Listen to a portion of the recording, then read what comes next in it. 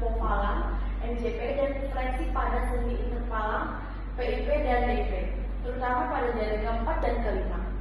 Deformitas ini menyerupai bentuk cakar akibat kelemahan atau kelumpuhan otot-otot instruksi tangan, khususnya lumbrikal dan interoseus yang disarapi oleh nervus ulnaris. Epidemiologinya lebih sering ditemukan pada pasien dengan cedera siku, faktor humerus distal, atau neuropati perifer, misalnya pada penderita lepra atau diabetes. Selanjutnya, prevalensinya bervariasi tergantung etiologi dan populasi, tidak selalu tercatat dalam data epidemiologi umum. Selanjutnya ada etiologi dan faktor risiko. Pertama, etiologi, kelumpuhan nervus ulnaris penyebab utama cedera trauma, fraktur, suprakondilar, humerus, dislokasi siku, infeksi, lepra, polimielitis, kompresi saraf, cervical tunnel syndrome, penyakit sistemik, diabetes mellitus, atau neuropati perifer. Faktor risikonya ada aktivitas dengan tekanan berulang pada siku, kebiasaan menutup siku terlalu lama, misalnya saat tidur atau menelpon. Selanjutnya penyakit sistemik kronik, riwayat trauma ekstremitas atas. Ada katagenesis, kerusakan pada nervus.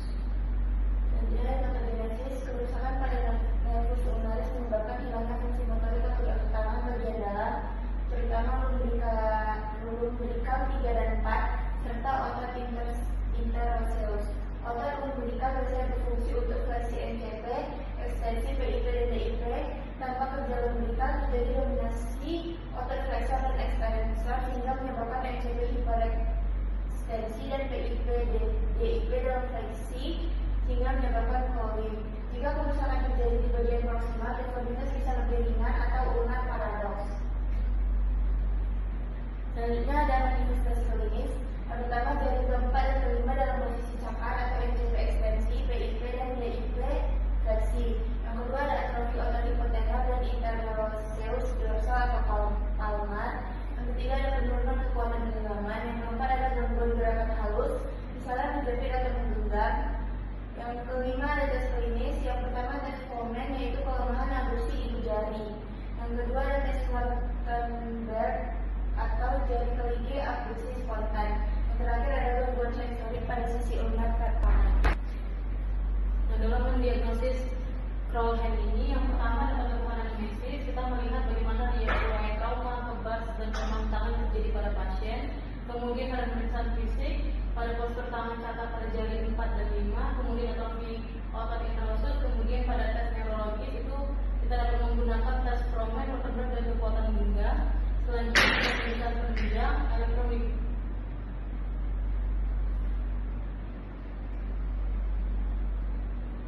Dan dalam menentukan diagnosis penyakit Crowell ini, kita dapat lakukan yang pertama melakukan anamnesis dengan melihat riwayat trauma, kebas, dan kelemahan tangan terjadi pada pasien.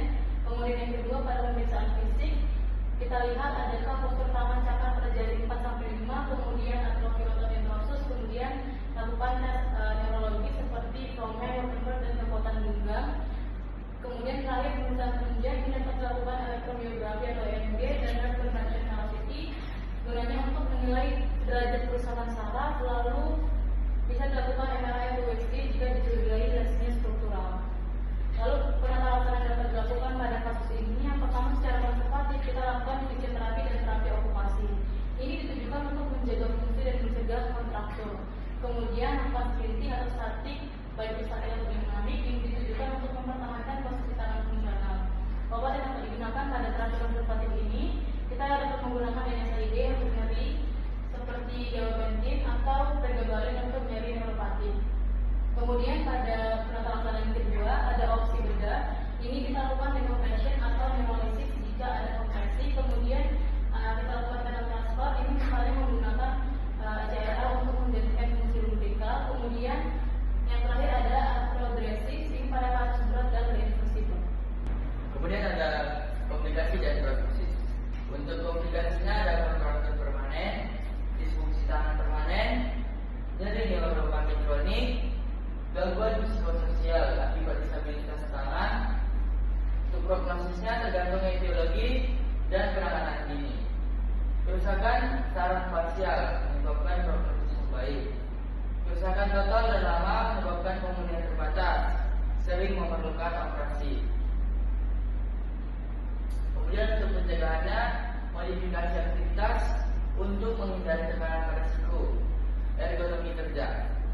Penanganan dini neuropati, misalnya pada diabetes mellitus atau lepra. Kemudian gunakan pelindung siku jika berisiko trauma. Kemudian edukasi pasien tentang posisi tidur atau aktivitas berisiko. Untuk kesimpulannya adalah kenapa kan jadi Coba pada semua saja. di komputer ya? Karakternya di kok. Tahu lagi dari kedua. Untuk kesimpulannya, kelauan adalah deformitas tangan akibat kerusakan saraf, terutama neuron ulnaris yang menyebabkan gangguan fungsi otot ulnaris. Iya.